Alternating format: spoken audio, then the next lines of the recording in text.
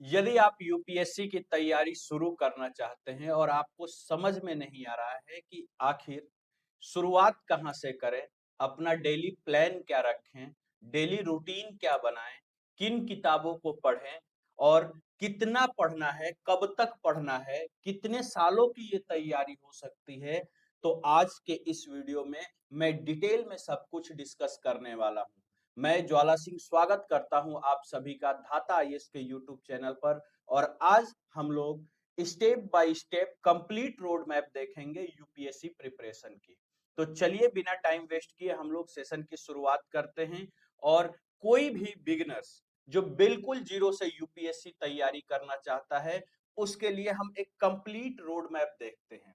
अब जब road map की बात आती है तो सबसे पहले सवाल आता है कि हमें एग्जाम के बारे में जानना चाहिए कि जिस एग्जाम को हम देने जा रहे हैं, आखिर उस एग्जाम में पेपर कौन कौन सा होता है। तो देखिए, यूपीएससी सीएससी यानी कि यूनियन पब्लिक सर्विस कमीशन एक आयोग है, एक संस्था है जो पेपर लेता है विभिन्न परीक्षाओं के लिए, विभिन्न पदों के लिए विभिन्न पेपर लेता है वो। लेकिन हमें जो डिस्कस करना है वो सिविल सर्विस एग्जाम के लिए करना है, क्योंकि अगर आप आईएएस और आईपीएस की तैयारी करना चाहते हैं तो आपको यूपीएससी सीएससी का एग्जाम देना पड़ता है। अब यूपीएससी सीएससी में 3 स्टेज में पेपर होते हैं। पहला प्रीलिम्स होता है जो ऑब्जेक्टिव टाइप का होता है, यानी कि इसमें आपको ऑप्शंस दिए जाते हैं और करेक्ट ऑप्शंस को चुनना होता है। दूसरा पेपर होता है मेंस का। मेंस में डिस्क्रिप्टिव क्वेश्चंस होते हैं, यानी कि आपको आंसर लिखना है। मेंस के माध्यम से यूपीएससी आपकी सोच, आपके विचार, आपका नजरिया, किसी भी समस्या का समाधान करने की आपकी अद्भुत क्षमता, इन सब चीजों का परीक्षण करता है। तीसरा स्टेज होता है इंटरव्यू। इंटरव्यू में यूपीएससी आपके पर्सनालिटी टेस्ट करता है कि आप आईएएस आईपीएस के लिए सुइटेबल है भी या नहीं। तो ये 3 चरणों में यूपीएससी सीएससी का पेपर होता है जिसकी तैयारी हमें करनी होती है। अब इस तैयारी के लिए समय कितना लगता है, तो देखिए, कोई भी अगर बिगिनर हो जो बिल्कुल जीरो से शुरुआत करना चाहता हो, जिसका बेसिक भी मजबूत नहीं है, स्पेशली अगर मैं हिंदी मीडियम के विद्यार्थियों की बात करूं, तो आपको बिल्कुल जीरो से शुरुआत करनी चाहिए, कॉन्सेप्ट बिल्डिंग करते हुए, बेसिक्स तैयार करते हुए। और इसमें आपको कम से कम 1.5 से 2 साल का समय लगेगा। लगभग 1.5 से 2 साल आपको मान के चलना चाहिए कि इसकी तैयारी में आपको देना होगा। और तैयारी आपको विभिन्न फेज में करना होगा, यानी अलग अलग स्टेज में। जैसे सबसे पहला आपका क्या होना चाहिए अप्रोच तैयारी में, सबसे पहले आपको फाउंडेशन तैयार करना चाहिए। फाउंडेशन क्यों? क्योंकि जब तक आपको कुछ मूलभूत बातें नहीं पता होंगी, तब तक आप ना ही न्यूज़पेपर समझ पाएंगे कि न्यूज़पेपर में क्या आ रहा है, ना ही दुनिया में जो घटनाएं, जो घटनाक्रम चल रही है उसको समझ पाएंगे, ना ही अलग अलग इश्यूज को आप एनालिसिस कर पाएंगे। इसलिए फाउंडेशन बहुत जरूरी है। एक बार जब आपका फाउंडेशन तैयार हो जाए, फिर कंसोलिडेशन का समय आता है। कंसोलिडेशन यानी जो फाउंडेशन आपने तैयार किया है, अब उसको एक समग्रता के साथ करंट अफेयर से अटैच करके उसे और मजबूत बनाना है, अपने एनालिसिस को, अपने थॉट प्रोसेस को और मजबूती देना है। और फिर तीसरा फेज आता है टेस्ट प्रैक्टिस, यानी इस फेज में आपको ज्यादा से ज्यादा मॉक टेस्ट लगाना है, प्रीवियस ईयर क्वेश्चन का एनालिसिस करना है, प्रीवियस ईयर क्वेश्चंस को लगाना है और सोचना है, देखना है कि आखिर यूपीएससी कौन से ऐसे ट्रैप हैं जो क्रिएट करती है प्रश्नों के दौरान। यूपीएससी आपको कहां कहां फंसाने का प्रयास करती है, उसका क्वेश्चन पूछने का तरीका क्या है। इन सारी चीजों को हम टेस्ट प्रैक्टिस के दौरान और पीवाईक्यू क्वेश्चन एनालिसिस के दौरान सीखते हैं और उसे मजबूत करते हैं। तो ये 3 फेज में हमारी तैयारी हो जाती है। अब सवाल आता है कि सर, अगर हमें फाउंडेशन तैयार करना है तो कितना समय लग जाएगा और किन किताबों से हम अपना फाउंडेशन तैयार करें। तो देखिए, मिनिमम आपको 6 से 8 महीने, हो सकता है किसी किसी को 12 महीने भी लग जाए, अगर बिल्कुल शून्य से तैयार कर रहा है कोई तो आपको मिनिमम 6 से 8 महीने और 12 महीने तक मैक्सिमम आपको फाउंडेशन तैयार करना चाहिए। इसमें आप एनसीईआरटी के बुक्स को प्रीफर कर सकते हैं। आप इसमें बेसिक बुक्स कोई और भी, जैसे लेट सपोज आप एक बार जैसे एनसीईआरटी से कॉन्सेप्ट्स क्लियर कर लिए, तो आप दूसरा कोई बेसिक बुक जैसे सतीश चंद्रा, जैसे बिपिन चंद्रा वगैरह किताब प्रीफर कर सकते हैं। न्यूज़पेपर, यानी जो कुछ भी कॉन्सेप्ट आप किताबों में पढ़ रहे हैं, उन कॉन्सेप्ट्स को न्यूज़पेपर से कनेक्ट कीजिए और साथ में आप अपनी कॉन्सेप्ट क्लैरिटी बनाते चलिए। कॉन्सेप्ट होता क्या है, जैसे मान लीजिए मैं आपसे पूछूं मूल अधिकार, तो आपको फंडामेंटल राइट्स क्या है और ये क्यों है, ये पता होना चाहिए। ये जो एक एक कीवर्ड्स आते हैं ना, की पॉइंट्स एक एक शब्दों का आता है, यही कॉन्सेप्ट है। इसको समझना है, इस पे विचार करना है, एनालिसिस करना है और फिर उसको न्यूज़पेपर से कनेक्ट करना है। तो आप देखेंगे कि आपका फाउंडेशन बहुत मजबूत हो गया। इसके साथ आप कुछ और किताबें भी प्रीफर कर सकते हैं, जैसे पॉलिटी के लिए लक्ष्मीकांत आप पढ़ लीजिए, हिस्ट्री के लिए स्पेक्ट्रम पढ़ लीजिए, या फिर मैंने अभी बताया विपिन चंद्रा, सतीश चंद्रा देख सकते हैं। तो इस तरह के जो फाउंडेशन की किताबें हैं, इनको आपको बारंबार रिवाइज करना है, पढ़ना है और करंट अफेयर से कनेक्ट करना है। उसके बाद फेज 2 आता है कंसोलिडेशन का। अब जब ये जो फेज 2 है ना, इसमें आपको लगभग 6-7 महीने लगते हैं। इसमें आपको क्या करना है, इसमें आप स्टैंडर्ड बुक जैसे अभी जो मैंने आपको बताया पॉलिटी के लिए लक्ष्मीकांत इत्यादि, इन किताबों को बारंबार रिवीजन कीजिए। आंसर राइटिंग स्टार्ट कीजिए, यानी कि प्रश्नों को लिखने का प्रयास कीजिए, क्योंकि ध्यान रखिए प्रीलिम्स और मेंस में सबसे बड़ा डिफरेंस यही है कि प्रीलिम्स केवल वो बैरियर है जिसको क्रॉस करना है, उसका नंबर कहीं नहीं जुड़ता, लेकिन मेंस का नंबर डिसाइड करेगा कि आप आईएएस बनेंगे या फिर आपको कोई दूसरी नौकरी मिलेगी। इसलिए मेंस में बहुत कंसंट्रेशन के साथ तैयारी करनी है मेंस के लिए। और सिर्फ इसका एक ही तरीका है इस मेंस की तैयारी का, कि आप बारंबार लिखने का प्रयास कीजिए, बारंबार लिखने का प्रयास कीजिए। Practice max everyone perfect. तो प्रैक्टिस के अलावा बाकी कुछ भी नहीं। उसके बाद आपको इसी दौरान ऑप्शनल सब्जेक्ट का प्रिपरेशन शुरू कर देना चाहिए। ऑप्शनल सब्जेक्ट का प्रिपरेशन क्यों बाद में शुरू करना चाहिए, क्योंकि एक बार जब आपका फाउंडेशन तैयार हो जाएगा, तो आप बेटर पोजीशन में रहेंगे ये डिसाइड करने के लिए कि आपका ऑप्शनल सब्जेक्ट आपके लिए कौन सा बेहतर रहेगा और फिर उसकी तैयारी कैसे करनी है। तो इसलिए पहले फाउंडेशन तैयार करना है और फिर ऑप्शनल के बारे में सोचना है। फिर फेज 3 आता है। फेज 3 में क्या करना है आपको, test practice. Test practice phase बहुत इंपॉर्टेंट होता है। इसमें आप प्रीलिम्स के लिए मॉक टेस्ट लगाइए, पीवाईक्यू एनालिसिस कीजिए, ज्यादा से ज्यादा क्वेश्चन पढ़ने का प्रयास कीजिए, एक कॉपी मेंटेन कीजिए जिसमें इन क्वेश्चंस को सॉल्व करते वक्त जो भी आपकी कमजोरी है, यानी जिन प्रश्नों का उत्तर आप नहीं दे पा रहे हैं या जहां पे आप गलतियां कर रहे हैं, उसको उस नोट्स में मेंशन करते हुए चलिए। और एक नोट प्रॉपर आपका मेंटेन हो जाएगा जिसमें आपकी कमियां ही केवल होंगी, यानी जो आप गलतियां कर रहे हैं केवल उन्हीं गलतियों के बारे में डिस्कस होगा। उन्हीं गलतियों के बारे में आप एक शॉर्ट नोट्स बनाए होंगे जिसको आप वीकली रिवीजन कर सकते हैं। तो ये तरीका है आपको प्रीलिम्स तैयार करने के लिए, सबसे बेहतर आप कर सकते हैं इस तरीके से। सेकंड, मेंस के लिए आपको क्या करना है, answer writing practice, nothing else. Answer writing practice. अगर किसी विद्यार्थी को आंसर राइटिंग ठीक से नहीं भी लिखना आता हो, तो भी अगर वो बारंबार प्रयास करेगा, तो उसकी आंसर राइटिंग सबसे बेहतरीन हो सकती है। एक कहावत हम बचपन से सुनते आते हैं कि करत करत अभ्यास के जड़मत होत सुजान, रसरी आवत जात पट पे पड़त निशान। तो ये जो अभ्यास है ना आपका, टेस्ट प्रैक्टिस, चाहे वो प्रीलिम्स के लिए या मेंस के लिए, यही वो गेम चेंजर प्लान होता है जो डिसाइड करता है कि आप आईएएस के उस पार है या इस पार, एग्जाम आप क्लियर कर रहे हैं या एग्जाम आप नहीं क्लियर कर रहे हैं।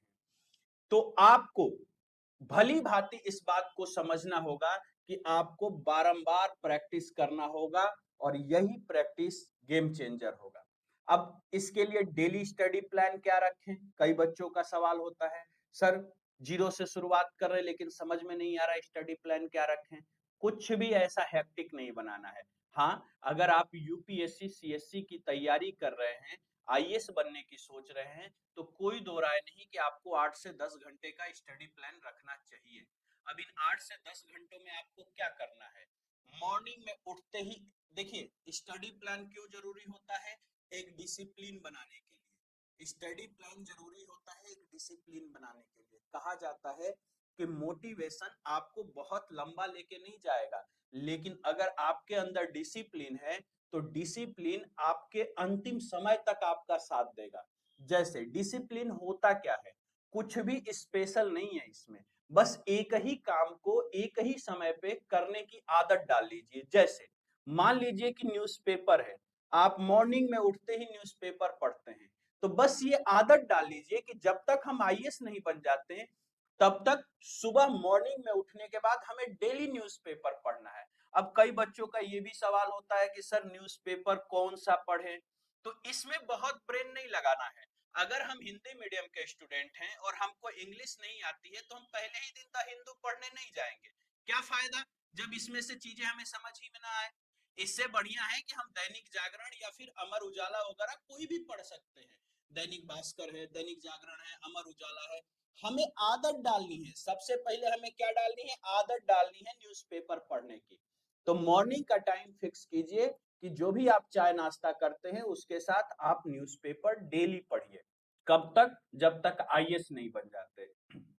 और एक बात याद रखिएगा, यूपीएससी की तैयारी एक स्टूडेंट को विद्यार्थी से अधिकारी में कन्वर्ट करने की होती है। जो विद्यार्थी 2 साल तक लगातार न्यूज़पेपर पढ़ने की आदत डाल ले, जाहिर सी बात है कि वो जीवन में कभी न्यूज़पेपर पढ़ना नहीं छोड़ सकता। और एक अधिकारी होने के नाते ये आपका कर्तव्य बनता है कि जो कुछ भी घटनाएं दुनिया में चल रही हैं, उसके बारे में आपको पता होना चाहिए। तभी आप उस पोस्ट पे बैठ के उस पोजीशन के साथ न्याय कर सकते हैं। इसलिए न्यूज़पेपर बहुत इंपॉर्टेंट है। बच्चे करंट अफेयर रटना शुरू कर देते हैं। रटना नहीं है बेटा, कौन सी घटनाएं घटित हो रही हैं उनको समझना है। और इसके लिए सबसे बेहतर चीज होती है डेली न्यूज़पेपर पढ़ना। दूसरा, दिन का जो समय होता है, यानी मॉर्निंग का हमने न्यूज़पेपर के लिए फिक्स कर लिया। दिन का जो समय होता है, दिन के समय का हम उपयोग करेंगे स्टैटिक सब्जेक्ट का रिवीजन के लिए। जैसे मान लीजिए हमने पॉलिटी उठाया, पॉलिटी का एनसीईआरटी पढ़ेंगे, उसका स्टैंडर्ड बुक पढ़ेंगे। तो दिन का समय जो है उसका भरपूर इस्तेमाल हमें कॉन्सेप्ट तैयार करने के लिए करना है, स्टैटिक बुक्स को पढ़ने के लिए करना है। इवनिंग का समय आप फिक्स कर लीजिए रिवीजन करने के लिए और पीवाईक्यू सॉल्व करने के लिए।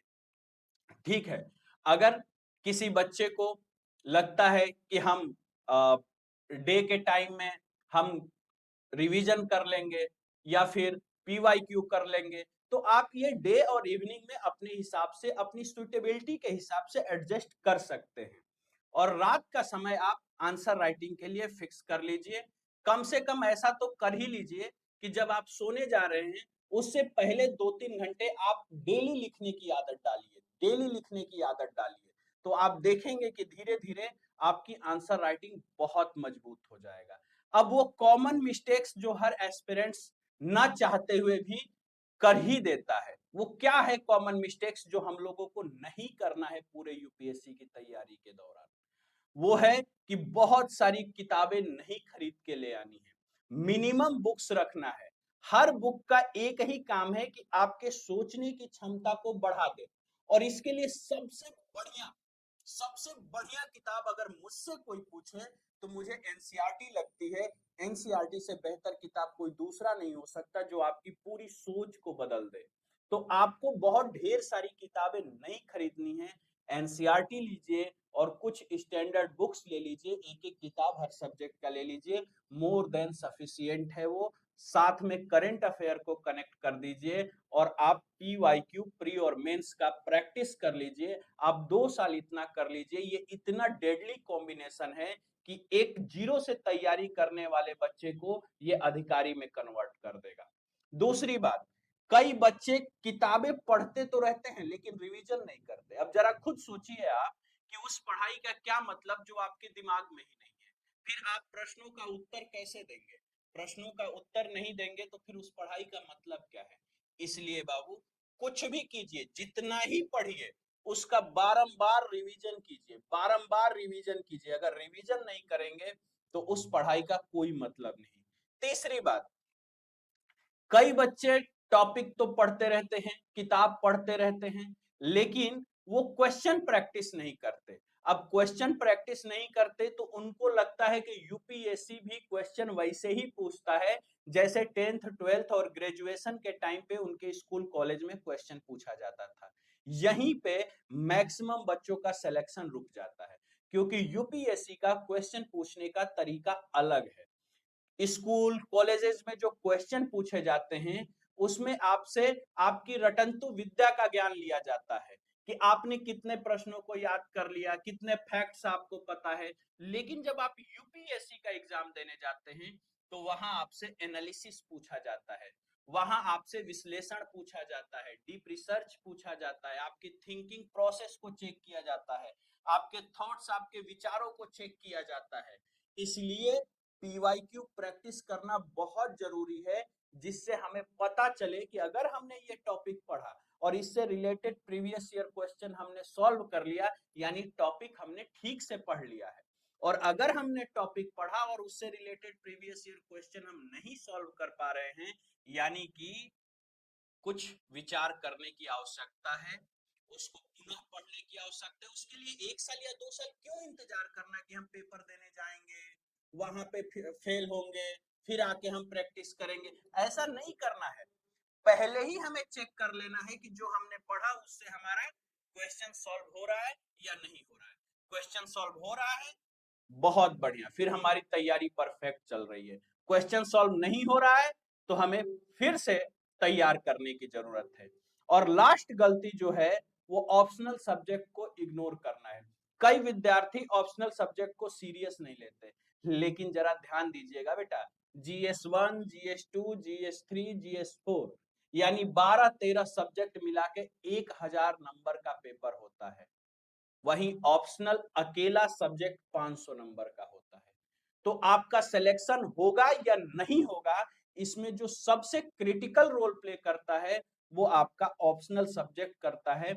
इसको इग्नोर नहीं करना है। लास्ट में, अंत में, जो हमारा फाइनल मैसेज है कि यूपीएससी के सक्सेस का फार्मूला जो है वो लिमिटेड बुक्स है, मल्टीपल रिवीजन है, पीवाईक्यू एनालिसिस है, और सबसे बड़ी बात आपकी कंसिस्टेंसी, आप लगातार उस पे कितनी मेहनत करते हैं। तो आशा करता हूं ये वीडियो आपको पसंद आया होगा। पसंद आया हो तो आप वीडियो को लाइक करें, अपने दोस्त जो कि जीरो से तैयारी करना शुरू करना चाहता है उसको शेयर करें। और अगर कुछ किसी टॉपिक पे आप चाहते हैं कि मैं वीडियो शूट करूं तो आप कमेंट में भी लिख सकते हैं, मैं उस पे वीडियो बना के आपको शेयर करूंगा। Thank you very much. इस क्लास का पीडीएफ हमारे धाता आईएएस के यूट्यूब सेक्शन में एप्लीकेशन पे अवेलेबल रहेगा, आप वहां से डाउनलोड कर सकते हैं। Thank you.